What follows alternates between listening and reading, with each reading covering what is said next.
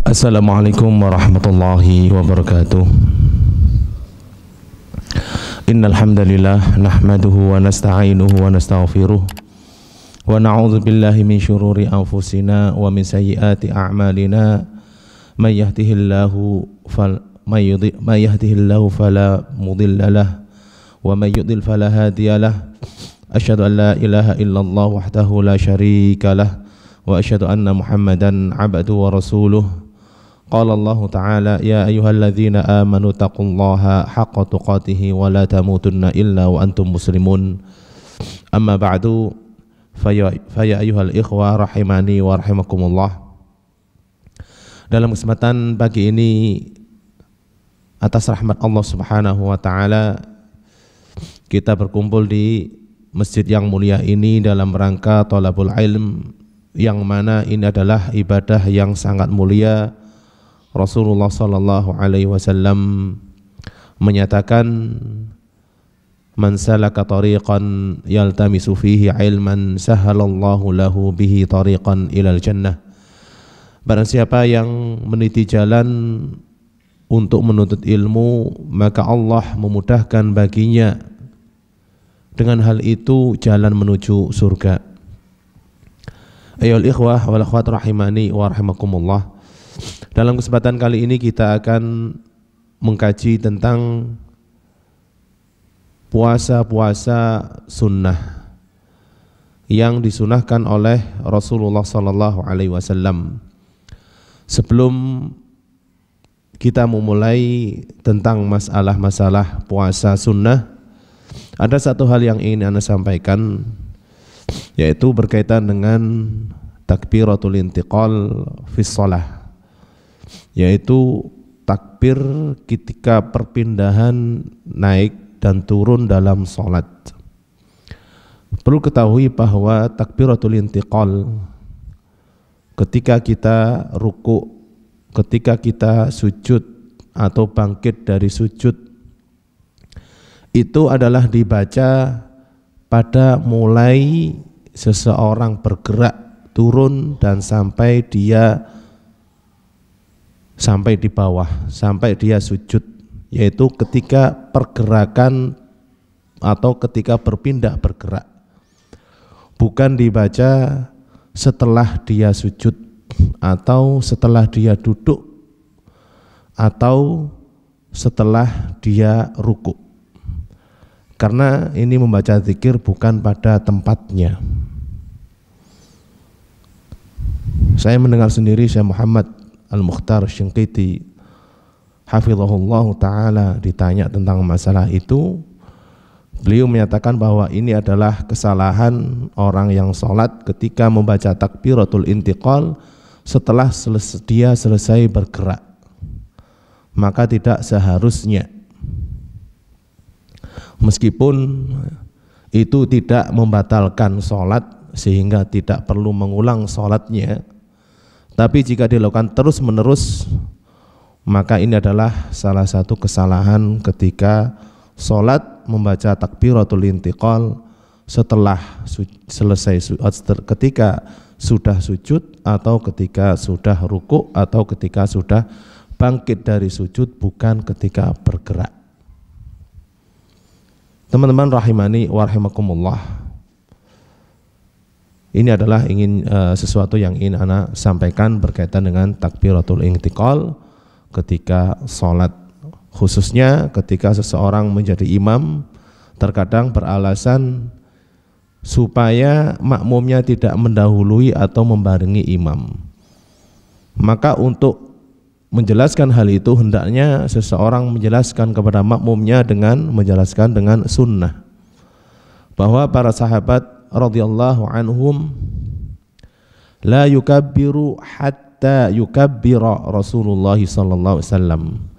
Para sahabat tidak mengucapkan takbir dalam sholat sampai Rasulullah SAW selesai mengucapkan takbir.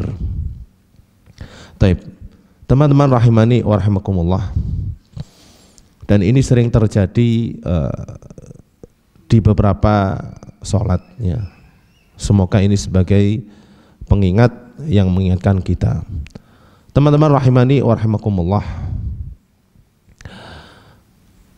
sesuatu yang disunahkan untuk dilakukan puasa ya, atau puasa-puasa sunnah dalam fikih disebut juga dengan shaumut tatawwu', shaumus sunnah ya. Dia adalah mendekatkan diri kepada Allah Subhanahu wa taala ya, dengan puasa yang tidak diwajibkan, dengan puasa yang tidak diwajibkan.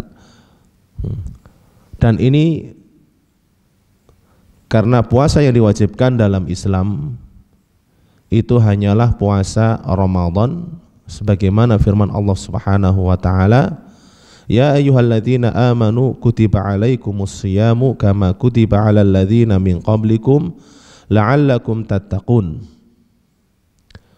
Wahai orang-orang yang beriman, diwajibkan atas kalian berpuasa sebagaimana diwajibkan atas orang-orang sebelum kalian berpuasa supaya kalian bertakwa. Kewajiban puasa dalam ayat ini adalah yaitu puasa Ramadan. Dan juga hadis Nabi SAW ketika menjelaskan tentang rukun-rukun Islam, beliau bersabda, wa shaumu Ramadan. Teman-teman rahimani wa rahimakumullah, di antara puasa-puasa atau hal-hal yang berkaitan dengan puasa sunnah, yang pertama yang berkaitan dengan niat. Niat dalam berpuasa sunnah ini hukumnya adalah syarat, sebagian menyatakan rukun. Maka dari itu wajib menyatakan niat ketika seseorang ingin melaksanakan puasa sunnah. Dan ini berdasarkan sabda Nabi SAW, innamal a'malu bin niyat wa innamal likulli imri'in ma nawa. Dan juga berdasarkan ijma' para ulama menyatakan bahwa niat dalam puasa sunnah ini adalah wajib, sebagaimana dinukil ijma' ini oleh Ibnu Rushd, Ibnu Qudamah, dan Imam An-Nawawi rahimahumullahu ta'ala. Dan perlu ketahui bahwa jika suatu masalah dikatakan masalah ini ijma', maka itu adalah hujjah yang tidak bisa ditolak, karena hujjah dalam Islam, dalam syariat yaitu Alkitab, Sunnah, dan ijma' serta qiyas. Teman-teman rahimani wa rahimakumullah, ini berkaitan dengan niat. Masalah kedua berkaitan dengan waktu niat. Perlu ketahui bahwa untuk puasa wajib, niat pada malam hari atau istilahnya tabyitun niyah ini adalah wajib. Tidak sah puasa seseorang dari puasa wajib kalau tanpa niat sejak sebelum terbit fajar. Adapun berkaitan dengan sholat puasa sunnah, maka niat ini diperbolehkan sejak masuk malam hari tersebut. Contohnya dia ingin puasa Kamis, maka dia diperkenankan untuk mulai niat sejak tenggelam matahari dari malam Kamis tersebut. Maka di situ dia bisa mulai niat untuk puasa esoknya dan sampai terbit fajar. Ini sepakat jika niat dilakukan pada saat itu puasanya sah. Adapun niat setelah terbit fajar untuk puasa sunnah, maka ini juga diperbolehkan dengan syarat dia belum makan sama sekali mulai dari terbit fajar sampai munculnya niat berpuasa tersebut. Hal ini berdasarkan peristiwa atau hadis yang disabdakan oleh Nabi SAW bahwa beliau pada suatu hari bertanya kepada istri beliau makanan, lalu istri beliau menyampaikan bahwa tidak ada makanan sama sekali. Kemudian beliau langsung menyatakan bahwa saya hari ini berpuasa. Dan ini sampai akhir hari sebagaimana yang dirojihkan oleh Syekhul Islam Ibnu Taimiyah dan Syekh Muhammad Ibnu Shalih Al-Utsaimin rahimahumullah ta'ala.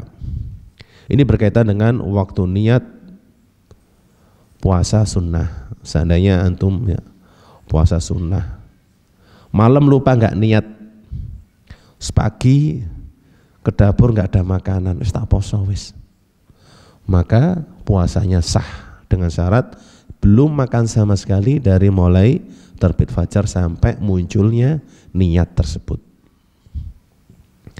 Tapi ini adalah masalah-masalah yang berkaitan dengan puasa sunnah.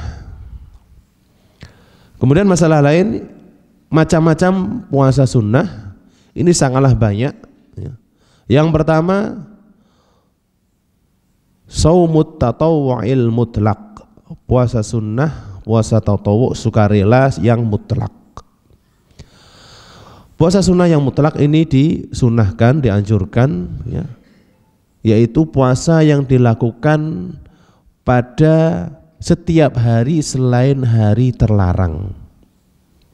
Puasa yang dilakukan setiap hari selain hari yang terlarang atau selain hari yang tidak diperbolehkan dan diharamkan untuk berpuasa, seperti puasa 2 hari raya. Ini berdasarkan firman Allah Subhanahu wa taala ketika Allah taala memuji hamba-hambanya yang berpuasa. Dalam firman-Nya, innal muslimina wal muslimati wal mu'minina wal mu'minati wal qanitina wal qanitati was sadiqina was sadiqati was sabirina was sabirati wal khashi'ina wal khashi'ati wal mutasaddiqina wal mutasaddiqati was saimina was saimati wal hafizina furujahum wal hafizati wadh-dzakirina Allaha katsiran wadh-dzakirat a'addallahu lahum maghfiratan wa ajran 'azima. Dalam ayat ini Allah Subhanahu wa taala menjanjikan pahala bagi orang-orang yang memiliki sifat-sifat tersebut. Salah satunya adalah was-shaimina was-shaimat, orang laki-laki yang berpuasa dan orang-orang perempuan yang berpuasa. Maka ini mencakup puasa mutlak, bahwa Allah Subhanahu wa taala menjanjikan mereka ampunan dan pahala yang besar. Teman-teman rahimani wa rahimakumullah, ini adalah puasa mutlak, yaitu puasa sunnah yang dilakukan selain hari terlarang. Macam yang kedua dari puasa yang disunahkan adalah puasa 6 hari dari bulan Syawal. Bahwa disunahkan puasa 6 hari dari bulan Syawal setelah puasa Ramadan. Dan ini adalah pendapat Imam Syafi'i, pendapat Imam Ahmad, pendapat Dawud Al-Zahiri, dan ini adalah pendapat yang diambil oleh ulama-ulama mutaakhirin dari Hanafiyah, dan ini adalah pendapat kebanyakan mayoritas para ulama, yaitu puasa 6 hari dari bulan Syawal. Ini berdasarkan hadis Nabi sallallahu alaihi wasallam, man shoma ramadhana thumma atba'a sittan min syawal faka'annama shoma ad-dahra. Barang siapa yang puasa bulan Ramadan lalu diikuti dengan 6 hari dari bulan Syawal, maka seolah-olah dia puasa setahun muput, setahun penuh. Ini puasa 6 hari Syawal, dan 6 hari ini tidaklah dilakukan langsung setelah Idul Fitri, akan tetapi bisa dilakukan secara langsung atau di tengah bulan Syawal atau di akhir bulan Syawal, atau secara berturut-turut ataupun secara terpisah selama hari-hari tersebut masih dalam bulan Syawal. Puasa sunnah yang ketiga yang disunahkan yaitu puasa sunnah 8 hari dari bulan Dzulhijjah. Puasa sunnah 8 hari dari bulan Dzulhijjah. Ini berdasarkan sabda Nabi sallallahu alaihi wasallam, "Ma min ayyamin al-'amalu fihinna ahabbu ila Allahi min ayyamil 'ashri min Dzulhijjah atau min ayyamil 'ashri min Dzulhijjah." Tidaklah ada satu hari yang beramal di dalamnya lebih Allah cintai daripada 10 hari Dzulhijjah. Dan ini adalah pendapat yang diambil oleh para ulama madhab. Ini disepakati oleh 4 madhab dari madhab Hanafiyah, Malikiyah, Syafi'iyah, Hambaliyah. Mereka semuanya sepakat bahwa puasa 8 hari dari bulan Dzulhijjah ini disunnahkan, dan juga pendapat ini diambil oleh ulama Zahiriyah. Teman-teman rahimani wa rahimakumullah, 8 hari ini mulai tanggal 1 Dzulhijjah sampai tanggal 8 Dzulhijjah. Taib. Di antara puasa-puasa yang disunahkan yang nomor 4 yaitu puasa hari Arafah bagi orang yang tidak berhaji. Puasa hari Arafah bagi orang yang tidak berhaji, yaitu puasa yang dilakukan pada tanggal 9 Dzulhijjah, atau puasa yang dilakukan ketika kaum muslimin yang berhaji sedang wukuf di Arafah.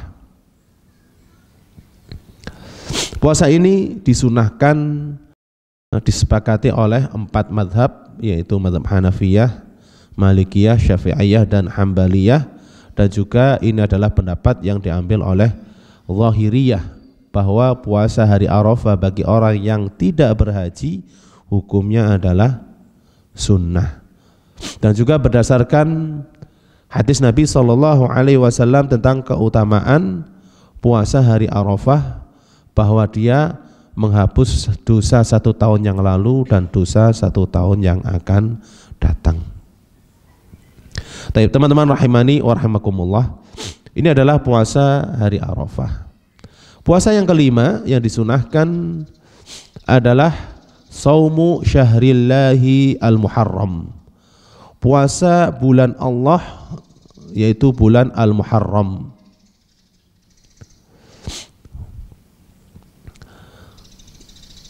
Disunahkannya puasa pada bulan Muharram ini adalah kesepakatan 4 madhab, yaitu madhab Hanafiyah, Malikiyah, Syafi'iyah, dan madhab Hambaliyah.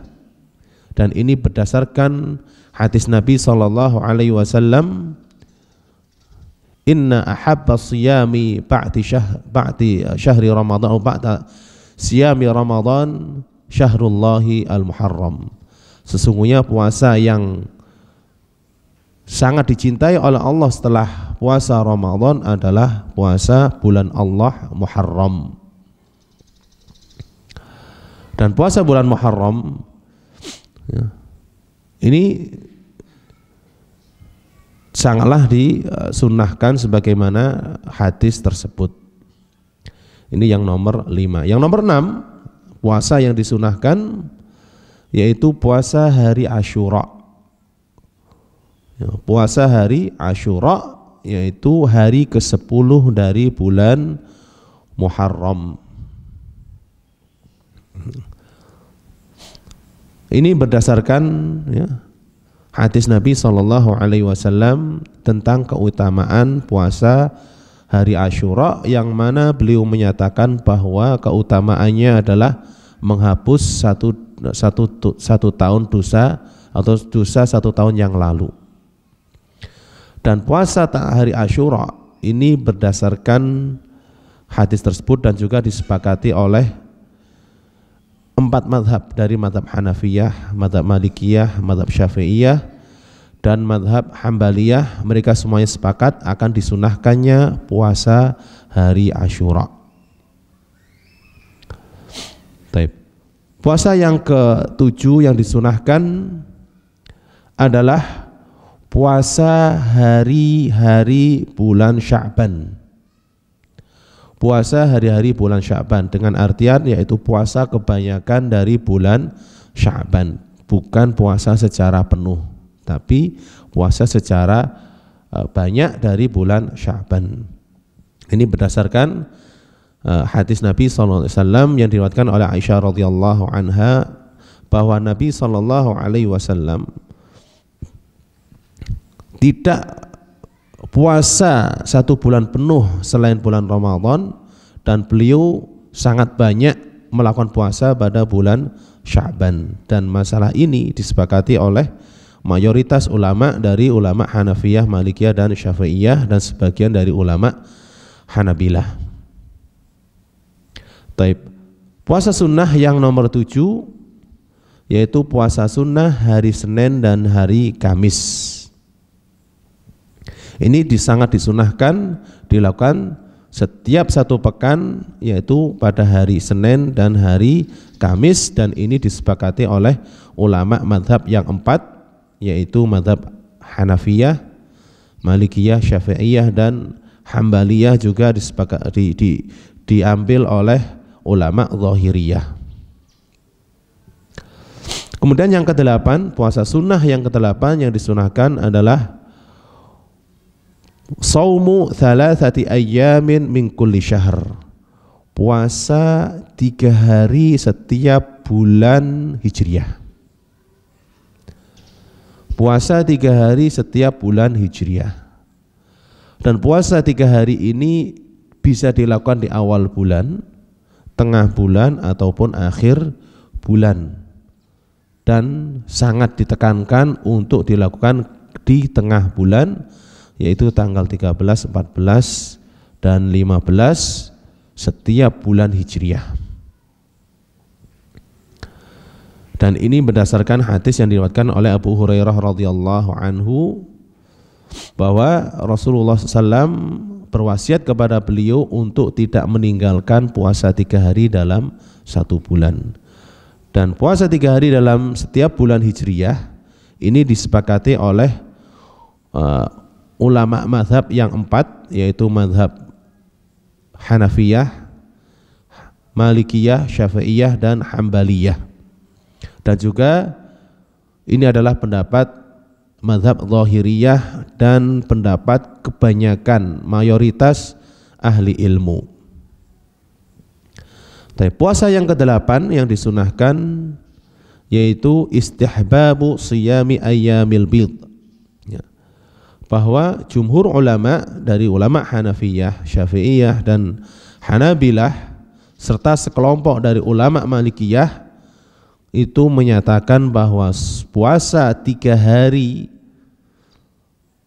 dari ayyamil bid itu adalah disunahkan. Dan puasa 3 hari ayyamul bid itu adalah puasa tanggal 13, 14 dan 15. Dinamakan dengan ayyamul bid dikarenakan pada 3 hari tersebut langit cahayanya terang oleh terangnya bulan purnama, sehingga dinamakan dengan ayyamul bid. Bukan puasa putih ya, puasa putih yang muhdats. Taib. Yang selanjutnya dari puasa yang disunahkan yaitu saumu yaumin wa iftaru yaumin. Puasa sehari dan buka sehari. Sehari puasa, sehari buka, sehari puasa, sehari buka, seterusnya selama umur. Ini juga dinamakan dengan puasa Daud, karena yang melakukan adalah Nabiullah Daud alaihi salam, yasumu sauman wa yuftiru sauman. Beliau berpuasa sehari, berbuka sehari.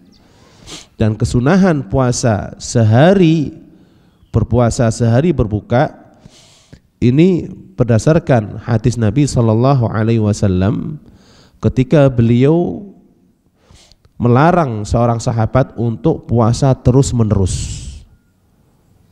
Akhirnya beliau menyatakan bahwa tidak ada puasa yang lebih baik daripada puasa Nabiullah Daud, yaitu yakana yasumu yauman wa yuftiru yauman. Dan masalah puasa ini juga merupakan ijma' para ulama sebagaimana dinukil oleh Ibnu Hazm rahimahullah ta'ala menyatakan bahwa masalah ini adalah masalah ijma'. Puasa sunnah yang selanjutnya yaitu at-tatawwu bi shaumi yaumin wahidin. Puasa sunnah satu hari. Man shoma yauman wahidan lillahi ujira alaihi wa dzalika fil jumlah. Itu puasa satu hari lillah. Ini adalah juga disunahkan. Tentunya puasa satu hari ini dilakukan selain hari-hari yang dilarang untuk berpuasa, dan ini secara umum ya. Sebagaimana dinukil ijma' oleh Ibnu Hazm rahimahullahu ta'ala. Teman-teman rahimani wa rahimakumullah, itu adalah puasa-puasa yang disunahkan dalam syariat Islam. Selain puasa tersebut, maka tidak ada dasarnya, tidak ada sunnahnya untuk dilakukan. Dan setiap amalan kita harus mengamalkan sesuai dengan dalil, sesuai dengan sunnah-sunnah Rasulullah SAW. Di antara puasa-puasa yang muhdats, puasa-puasa yang mubtada'ah, yang tidak ada dasarnya seperti puasa 7 hari, ini tidak ada dasarnya dan termasuk puasa muhdats. Termasuk puasa yang tidak ada dasarnya adalah puasa 40 hari. Sebagian orang melakukannya dalam rangka ini dan itu. Ini juga puasa muhdats, tidak ada dasarnya. Di antara puasa yang tidak ada dasarnya adalah puasa putih, dengan artian puasa tidak makan dan minum kecuali air putih dan makanan yang berwarna putih.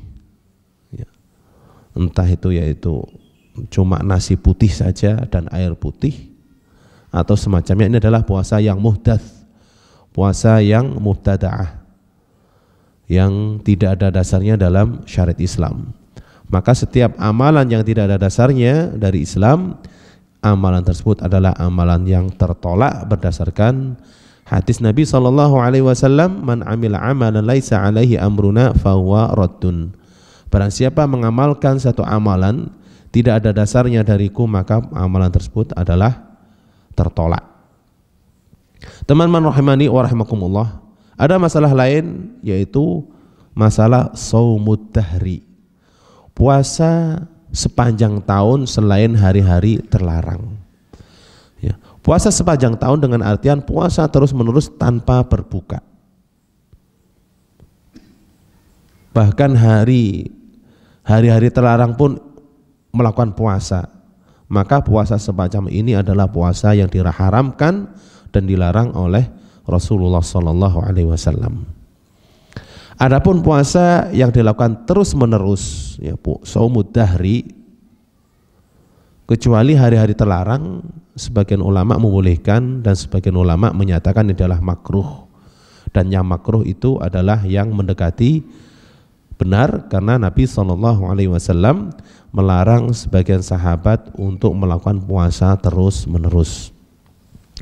Teman-teman rahimani wa rahimakumullah, masalah lain yaitu mengenai puasa yang dimakruhkan. Ma yukrahu shaumuhu, sesuatu yang dimakruhkan untuk dilakukan puasa. Awalan, yang pertama adalah shaumud dahri, puasa terus-menerus. Dimakruhkan untuk melakukan puasa terus-menerus bertahun-tahun tanpa berbuka. Dan ini adalah berdasarkan hadis Nabi SAW yang melarang sahabat, salah satu sahabat ketika melakukan puasa terus-menerus, dan beliau menasihati supaya puasa 3 hari dalam sebulan. Jika masih kuat ditambah puasa Senin dan Kamis. Jika masih kuat, maka beliau menasihati untuk puasa Nabiyillah Daud, yaitu 1 hari puasa, 1 hari berbuka. Dan tidak ada puasa yang lebih utama dari puasa tersebut. Dan yang menyatakan makruhnya puasa terus-menerus ini adalah ulama Hanafiyah. Malikiyah dan pendapat dari Syafi'iyah dan pendapat dari sebagian ulama Hanabilah, dan ini adalah pendapat yang dirojihkan oleh Al-Imam Asy-Syaukani rahimahullahu ta'ala. Puasa ini dimakruhkan. Puasa yang dimakruhkan yang nomor 2 yaitu shaumu yaumi arafata lil haji. Puasa hari Arafah bagi orang yang sedang berhaji.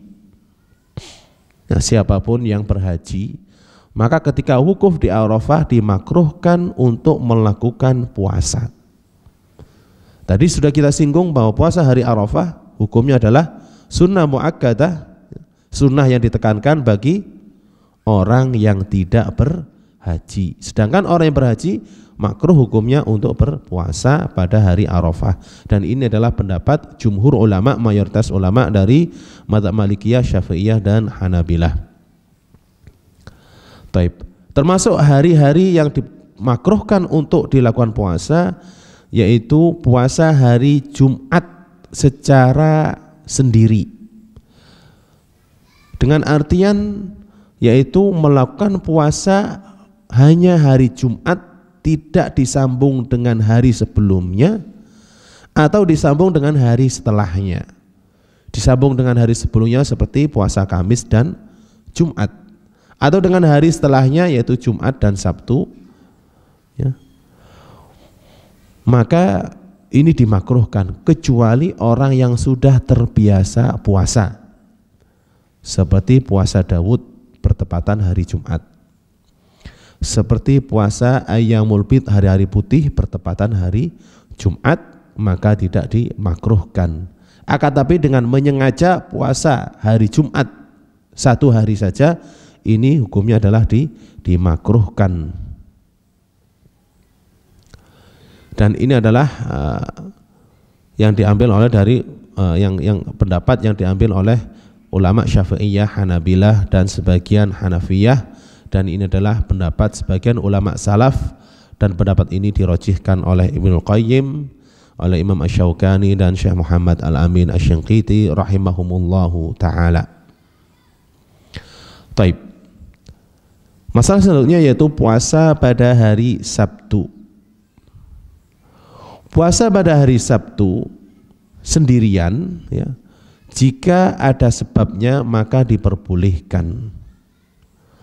Seperti bertepatan dengan kebiasaan puasa Daudnya, atau bertepatan dengan hari-hari putih 13, 14 dan 15 setiap bulan Hijriah, maka diperbolehkan.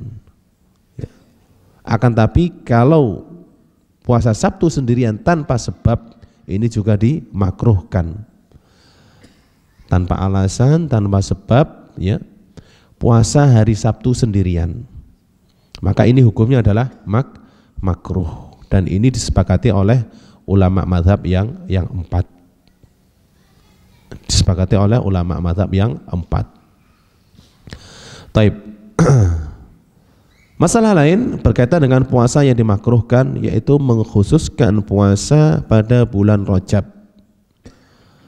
Dimakruhkan mengkhususkan puasa pada bulan Rajab, dan ini, ya, dinukil dari para ulama Malikiyah, ulama Hanabilah, dan ini adalah pendapat dari yang dirojihkan oleh Imam Asy-Syafi'i rahimahumullahu taala, bahwa mengkhususkan puasa pada bulan Rajab ini dimakruhkan.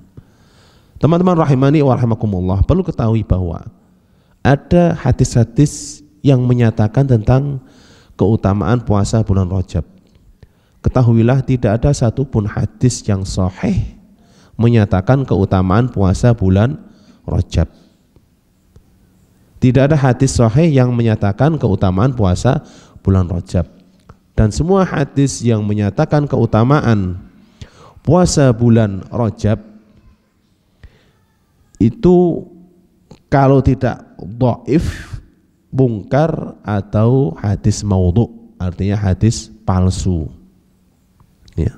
Dan ini sebagaimana dinukil oleh Ibnu Hajar Al-Asqalani dalam kitab beliau tentang bulan Rajab.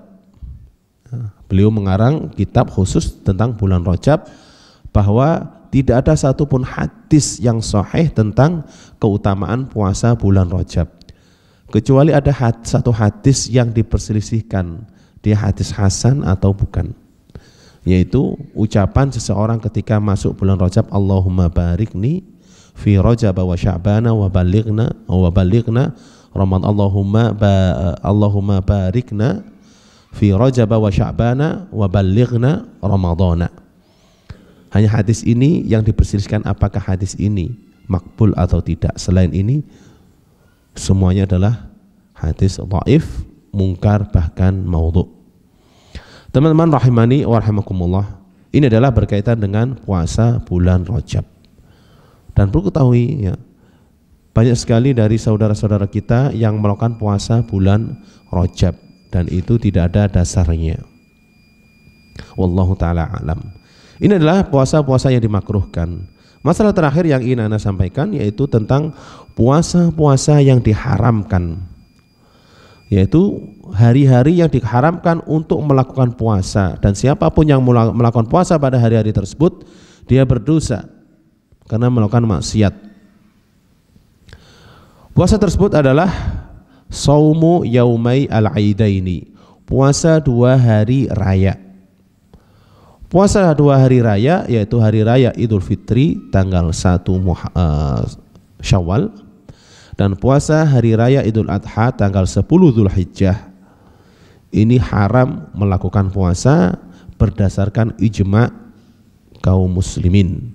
Masalah ini masalah ijma', sebagaimana dinukil oleh Abu Ja'far At-Tabari, Ibnul Munzir, At-Tahawi, wa Ibnu Hazm, wa Ibnu Abdul Bar, wa Ibnu Rushd, wa Ibnu Qudamah, dan An-Nawawi rahimahumullahu ta'ala. Semuanya sepakat.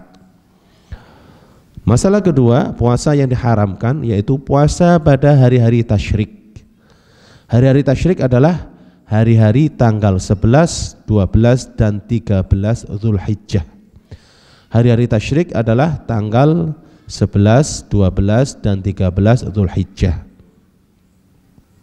Hal ini berdasarkan sabda Nabi SAW, ayyamu tasyrikin ayyamu aklin wa syurbin wa dzikrin lillahi ta'ala. Hari-hari tasyrik adalah hari-hari makan, minum, dan berzikir kepada Allah Subhanahu wa ta'ala. Di sini Rasulullah SAW menjelaskan apa? Bahwa itu adalah hari makan, bukan hari untuk berpuasa. Ya. Hukum orang yang melakukan puasa pada hari tasyrik. Ya. Kesepakatan ulama mazhab yang 4 dan juga mazhab Zahiriyah dan mayoritas ulama ya, menyatakan bahwa haram puasa pada hari-hari tasyrik. Yang ketiga, puasa yang diharamkan yaitu saumu yaumi syakki, puasa pada hari syak, hari yang diragukan. Puasa hari syak itu adalah tanggal 30 Sya'ban ketika langit mendung. Ya, pada 30 Sya'ban kemudian langitnya mendung ya, sehingga hilal tidak terlihat. Kemudian hari 30 Sya'ban tersebut tidak diketahui apakah sudah masuk Ramadan atau belum, maka ini adalah hari syak. Perintah agama, perintah Rasulullah SAW untuk menggenapkan bulan Sya'ban 30 hari. Mengenai puasanya, maka diharamkan untuk puasa pada hari syak. Dan hukum puasa ya, pada hari syak tersebut adalah haram. Hukumnya adalah diharamkan. Kenapa? Khawatir hari tersebut dijadikan sebagian dari hari Ramadan padahal belum masuk Ramadan, dan menambahi ibadah hukumnya haram. Dan ini adalah mazhab Malikiyah, mazhab Syafi'iyah, dan satu riwayat dari Imam Ahmad, dan ini adalah pendapat sekelompok dari ulama salaf dan dipilih oleh atau dirojihkan oleh Al-Jassas dirojihkan oleh Ibnu Hazm, dirojihkan oleh Ibnu Abdul Bar, dan dirojihkan oleh Syekh Muhammad Ibnu Shalih Al-Utsaimin rahimahumullahu taala jami'an. Taib. Masalah lain berkaitan dengan puasa yang diharamkan atau puasa yang dilarang, yaitu shaumul mar'ati naflan biduni idzni zaujiha. Puasanya seorang wanita, puasa sunnah bagi seorang wanita tanpa seizin suaminya.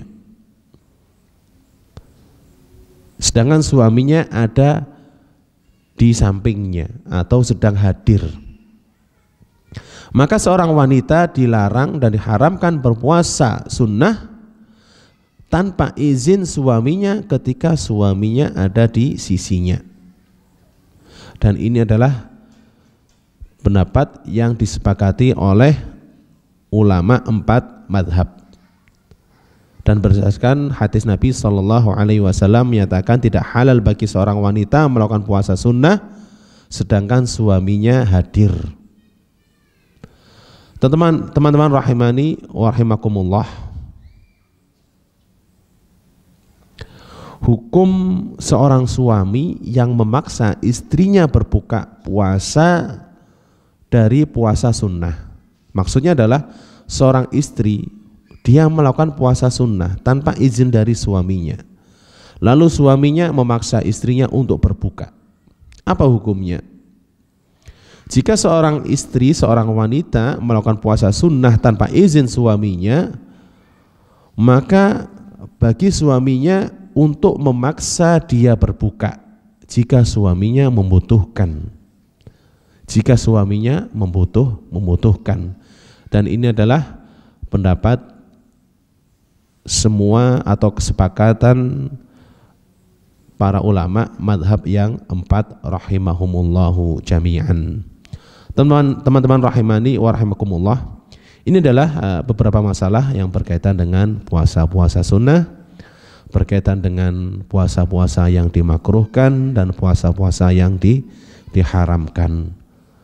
Wallahu ta'ala a'lam wa sallallahu wa sallam ala nabiyyina Muhammad wa ala alihi wa sahbihi wa sallam wa akhiru ta'wana alhamdulillahi rabbil alamin. Sebelum mana tutup, mungkin ada pertanyaan atau sesuatu yang kurang jelas dari masalah-masalah tersebut. Anda persilakan untuk ikhwan-ikhwan bertanya. Ya, tafadhol. Nggih.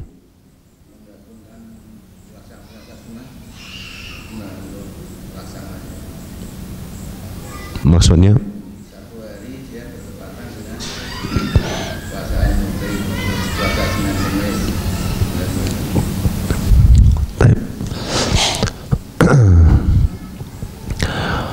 menggabungkan puasa-puasa sunnah karena hari tersebut bertepatan, seperti hari Senin bertepatan dengan Ayyamul Bid, dan puasa ini maksudnya adalah hari itu sendiri tapi dengan niat double. Maka niat seperti ini sebagian ulama, diantaranya adalah Syekh Muhammad Ibnu Shalih Al-Utsaimin, menyatakan bahwa itu diperbolehkan jika maksud tujuannya adalah hari itu sendiri, yaitu hari Bid bertepatan dengan hari Senin atau hari Kamis, lalu dia niatkan 2 sekaligus yang merupakan kebiasaan dia untuk melakukan puasa, maka dia akan mendapatkan 2 kali puasa. Akan tapi perlu diketahui bahwa ini tidak berlaku antara puasa wajib dengan puasa sunnah. Tidak berlaku antara puasa wajib dengan puasa sunnah, karena puasa wajib itu harus diniatkan secara sendiri bahwa itu adalah puasa wajib, seperti puasa Ramadan atau puasa nazar atau puasa qadha atau puasa kafarat. Wallahu ta'ala alam. Okay. Okay.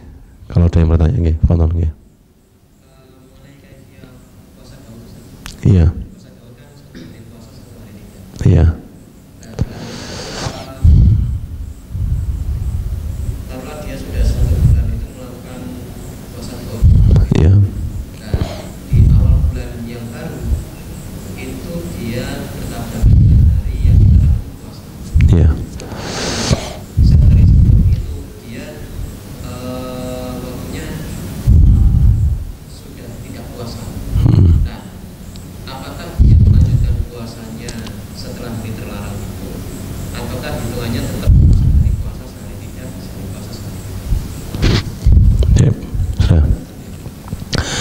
Ini berkaitan dengan orang yang biasa melakukan puasa Daud. Kemudian pas hari puasanya, maka bertepatan dengan hari yang diharamkan untuk berpuasa. Seperti hari raya Idul Adha contohnya. Kapan dia memulainya? Maka dia memulainya setelah hari yang diharamkan tersebut selesai, maka dia bisa langsung memulai. Karena kalau dia memulainya 1 hari setelah hari yang diharamkan, itu artinya dia 1 hari puasa, 2 hari berbuka atau 3 hari berbuka. Sedangkan puasa Daud adalah 1 hari berbuka, 1 hari berpuasa. Paham ya maksud Anda? Ketika contohnya hari Kamis, ya, hari Kamis puasa Daud. Ya, kemudian hari Jumat dia berbuka, hari Sabtu hari raya. Ya, hari Sabtu hari raya. Hari Ahad dia mulai puasa Daudnya. Karena apa? Dia 1 hari berpuasa, 1 hari berbuka, kemudian kena jeda apa? Hari yang terlarang. Kalau dia setelah hari terlarang tidak puasa, dia masih berbuka, maka artinya dia 1 hari berpuasa, 2 hari berbuka, bukan 1 hari berpuasa, 1 hari berbuka. Wallahu taala alam. Jelas ya? Ya, wallahu taala. Oke. Tadi di awal dijelaskan mengenai takbir intikal. Oke. Takbir intikal yang seharusnya dilaksanakan mulai berpindah. Iya. Adakah ulama lain yang berpendapat bahwa takbir intikal itu dilaksanakan setelah perpindahan atau contohnya setelah kita sujud? Selama Ana belajar, Ana belum pernah mendengar pendapat bahwa takbiratul intiqal dibaca setelah sujud. Belajar fikih, kitab-kitab fikih, yang namanya takbiratul intiqal itu dibaca ketika bergerak, bukan ketika setelah bergerak sujud baru membaca takbiratul intiqal. Makanya dinamakan dengan takbiratul intiqal. Intiqal itu artinya apa? Perpindahan. Bukan takbiratu ba'dal intiqal, ya. Maka ini perlu diingatkan khususnya bagi ikhwan-ikhwan yang menjadi imam, ya. Sedangkan makmum jangan mengucapkan takbir sampai benar-benar imamnya selesai membaca takbir. Ini karena para sahabat tidak bertakbir sampai Rasulullah SAW selesai takbir, dan selesainya takbir Rasulullah setelah pas bareng selesainya intiqal. Wallahu taala alam, ya. Nggih. menggabung puasa Daud dengan puasa yang mungkin boleh Menggabungkan.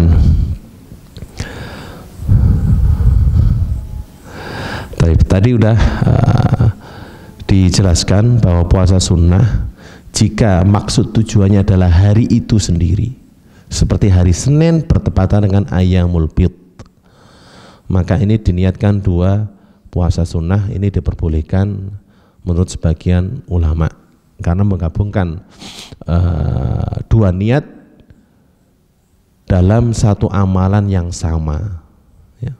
Maka itu diperbolehkan, ya. Adapun mengenai puasa Daud dengan puasa Ayyamul Bid, ya, jika kita menilik sebagian pendapat ulama ini diperbolehkan.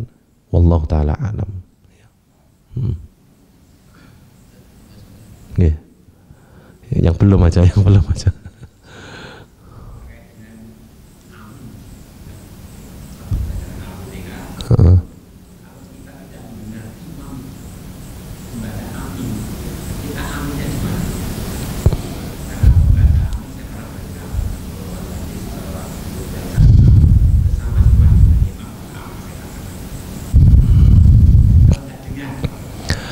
Tapi dengar Fatihahnya.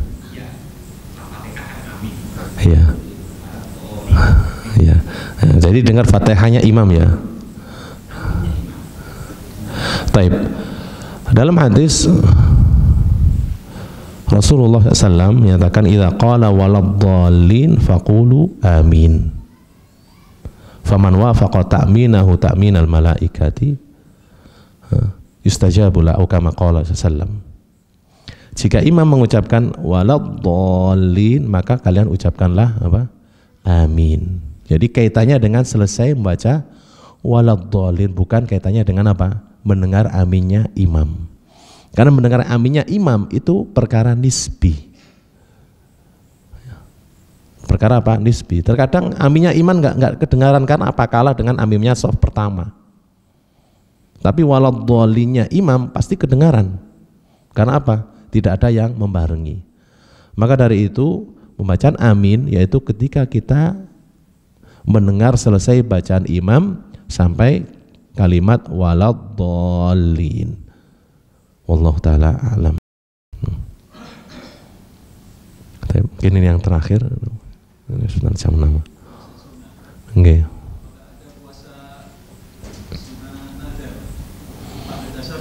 Nazar. Tapi puasa sunnah nazar. Nazar secara umum ini adalah ibadah. Yufuna bin nadri wa yakhafuna yawman kana syarruhu mustatira. Mereka menunaikan nazar dan mereka takut pada hari yang keburukannya menyebar. Ini adalah pujian Allah Subhanahu wa ta'ala kepada hambanya yang abror, ya. Hambanya yang bertakwa, beriman, dipuji. Apa? Kenapa mereka dipuji? Salah satu amalannya adalah mereka menunaikan nazar. Wa ma anfaqtum min nafaqatin aw nazartum min nadhrin fa innallaha ya'lamuh. Dan tidaklah kamu menginfakkan atau kamu menazarkan suatu nazar kecuali Allah mengetahui dan akan memberi pahala. Ini menunjukkan bahwa nazar itu adalah ibadah, ya. Maka wajib ditunaikan berdasarkan sabda Nabi sallallahu alaihi wasallam, man nazara an yuti Allah fal yuti'hu wa man nazara an ya'si Allah fala ya'sihi. Barang siapa bernazar melakukan ketaatan untuk Allah, maka hendaklah dia mentaatinya. Artinya menunaikan nazarnya. Maka dari itu, ya, bernazar melakukan ibadah apapun, ya, ini diperbolehkan jika nazar tersebut adalah nazar mutlak. Karena nazar itu mewajibkan diri sendiri sesuatu yang tidak wajib pada asalnya. Mewajibkan diri sendiri sesuatu yang tidak wajib pada asalnya. Seperti apa? Puasa sunnah, sholat sunnah, sedekah sunnah. Ini adalah sesuatu yang dianjurkan tapi tidak wajib, dan akan menjadi wajib dengan nazar. Dan nazar itu diperbolehkan adalah nazar mutlak. Nazar mutlak itu nazar tanpa alasan, tanpa imbalan, ya, sebagai tanda syukur, ya, tanpa alasan, tanpa apa, dia langsung nyeletuk, saya bernazar lillahi ta'ala puasa 1 hari, atau menyembelih hewan kurban, atau sholat sunnah 2 rakaat. Maka setelah mengucapkan nazar dia wajib menunaikannya, dan ini ibadah yang luar biasa, yang sangat dianjurkan. Sedangkan nazar yang dimakruhkan adalah nazar yang sebagai imbalan, nazar yang dikaitkan dengan keberhasilan sesuatu. Jika saya sembuh, saya akan menyembelih kurban. Ini nazar dimakruhkan karena seolah-olah Allah tidak memberi kesembuhan kalau tidak dibayar dengan nazarnya. Makanya Nabi SAW bersabda, innama yustakhraju minal bakhil. Nazar tersebut hanya dilakukan oleh orang yang pelit. Seolah-olah apa? Kalau nggak sembuh dia nggak melakukan amal. Melakukan amal kapan? Ketika ada imbalan dari Allah Ta'ala secara langsung. Jelas ya? Wallahu ta'ala alam. Demikian teman-teman rahimani wa rahimakumullah. Nas'alullah ta'ala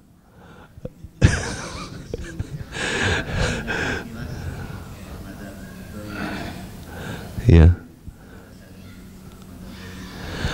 Mazhab zahiri. Baik. Mazhab fikih, ini mazhab fikih ya. Mazhab fikih dalam Ahlus Sunnah wal Jamaah itu ada empat mazhab, yaitu mazhab Hanafiyah yang imamnya adalah Imam Abu Hanifah An-Nu'man Ibnu Tsabit Abu Hanifah rahimahullah ta'ala. Kemudian mazhab yang kedua adalah mazhab Malikiyah, imamnya adalah Imam Malik bin Anas. Dan yang ketiga adalah mazhab Syafi'iyah, imamnya adalah Muhammad Ibnu Idris Asy-Syafi'i. Dan yang keempat adalah mazhab Hambaliyah, imamnya adalah Ahmad bin Hanbal Asy-Syaibani rahimahumullahu ta'ala jami'an. Itu adalah mazhab Ahlussunnah wal Jamaah. Dikatakan mazhab Ahlussunnah wal Jamaah karena secara umum akidah mereka adalah akidah Ahlussunnah wal Jamaah. Kemudian dasar rujukan dan referensi dalam bermadzhab mereka ada 4 yang disepakati, yaitu dasar rujukan dalam bermadzhab Al-Quranul Karim, kemudian As-Sunnah itu hadis An-Nabawi, yang ketiga yaitu ijma', dan yang keempat adalah qiyas. 4 mazhab tersebut sepakat untuk menjadikan 4 macam tersebut sebagai dalil dan hujjah dalam beragama. Sedangkan mazhab Zahiriyah itu adalah mazhab ahlu zahir, artinya Zahiriyah itu hanya melihat zahir dalil saja. Imamnya adalah Dawud Al-Zahiri. Imamnya adalah Dawud Al-Zahiri. Kemudian dibela mati-matian dan dikembangkan oleh Ibnu Hazm Al-Andalusi. Dan mazhab Al-Zahiri ini mazhab yang mengingkari atau tidak menggunakan qiyas. Tidak menggunakan qiyas sebagai bahan rujukan dalam berdalil. Mereka hanya menggunakan Al-Quran, Sunnah dan ijma'. Sedangkan qiyas mereka ingkari, bahkan mereka bantah dengan habis-habisan. Meskipun dalam kitab-kitab mereka terkadang menggunakan qiyas tanpa sadar. Seperti Ibnu Hazm ini bantah habis-habisan tentang qiyas. Taib. Dan juga mazhab Zahiri sebagaimana dinukil oleh sebagian ulama salaf, mereka itu ketika berpendapat dengan dalil tanpa melihat satupun dari ulama salaf yang mengambil pendapat tersebut. Makanya kenapa banyak ulama Ahlus Sunnah wal Jamaah itu mengingkari mazhab Zahiri, karena mereka mengambil zahir dalil tanpa merujuk ke ulama salaf, atau dengan artian mereka mengambil satu pendapat, tidak ada satupun dari kalangan sahabat atau tabi'in yang berpendapat dengan pendapat tersebut. Maka dari itu sebagian ulama Ahlus Sunnah itu mengingkari dengan keras terhadap mazhab Zahiriyah. Dan mazhab Zahiriyah secara pengikut ini hampir punah. Tapi kitab-kitabnya yang jadikan rujukan ini masih ada. Seperti kitab Al-Mujalla, kitab Al-Muhalla Ibnu Hazm. Ini kitab Zahiri. Dan juga akhir-akhir ini sebagian dari Ahlus Sunnah itu mengambil mazhab Zahiri meskipun secara tidak sadar, wallahu taala alam. Jadi itu adalah ringkas dari mazhab Zahiriyah. Di sana ada mazhab lain di luar mazhab Ahlus Sunnah wal Jamaah, dan masih eksis sampai sekarang, yaitu mazhab Ja'fariyah. Dia adalah mazhab fikih yang diikuti oleh Syiah Rafidhah, dan mereka berbeda dari sisi usul dalam masalah akidah, berbeda dengan Ahlus Sunnah wal Jamaah, dan juga berbeda dalam pengambilan referensi seperti Al-Quran. Dalam masalah Al-Quran mereka menyatakan Al-Quran itu ada yang disembunyikan, Al-Quran tidak utuh dan semacamnya. Dari sisi hadis pun berbeda dengan Ahlus Sunnah wal Jamaah. Mazhab Ja'fariyah atau Syiah Rafidhah dalam masalah hadis, mereka tidak mengakui hadis sebagai hadis sahih kecuali yang diriwayatkan oleh Ahlul Bait. Ini jadi masalah. Padahal Ahlul Bait yang meriwayatkan hadis berapa? Hanya hitungan jari. Terus hadis-hadis yang lain dari mana? Kemudian masalah ijma. Ja'fariyah atau Syiah Rafidhah dalam masalah ijma, mereka tidak mengakui ijma yang di dalamnya enggak ada perkataan imam mereka. Jadi mereka mengatakan ijma itu adalah perkataan yang diikuti oleh imam mereka. Jika imam mereka tidak mengikuti pendapat tersebut, maka itu bukan ijma. Ini dalam masalah ijma saja mereka sudah menyelisih Ahlus Sunnah wal Jamaah. Adapun masalah qiyas, jika usulnya menyimpang maka qiyas tidak ada gunanya. Ya. Maka dari itu mazhab Ja'fariyah itu adalah mazhab di luar mazhab Ahlus Sunnah wal Jamaah usulan wa far'an. Secara usul dan secara furu'. Mereka menyimpang dari mazhab Ahlus Sunnah wal Jamaah. Akan tapi disayangkan sebagian Ahlus Sunnah ingin memaksakan bahwa mazhab Ja'fariyah ini termasuk mazhab yang mu'tabarah, mazhab yang mu'tabar. Akan tapi sebenarnya mazhab Ja'fariyah ini mazhab yang keluar dari Ahlus Sunnah wal Jamaah usulan wa furu'an. Wallahu ta'ala a'lam. Okay. Mungkin ini saja yang bisa Ana sampaikan, kurang lebihnya Ana mohon maaf. Nas'alullah ta'ala bi asma'il husna wa sifatil uliya an yuwaffiqana lima yuhibbu wa yardah. Allahumma waffiqna lima tuhibbu wa tardah. Wa sallallahu wa sallam wa baraka ala nabiyyina Muhammad wa ala alihi wa sahbihi wa sallam. Wa akhiru da'wana alhamdulillahi rabbil alamin. Wassalamualaikum warahmatullahi wabarakatuh.